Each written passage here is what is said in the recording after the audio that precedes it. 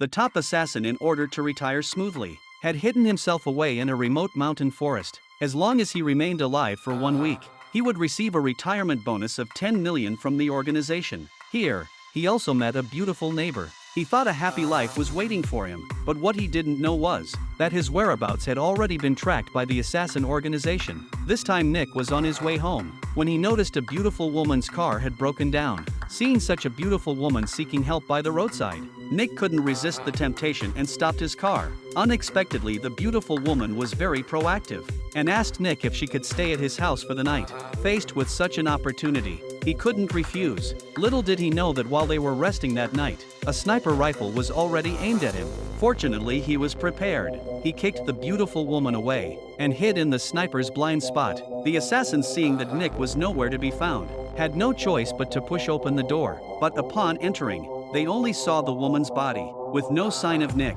Just as everyone was at a loss, the sniper in the distance suddenly felt a chill on his neck. With a loud gunshot, the two assassins inside the room immediately realized something was wrong and quickly hid in the sniper's blind spot. But Nick had no intention of letting them go. He shot and blew out the lamp inside the room, and then used thermal imaging to search for their location.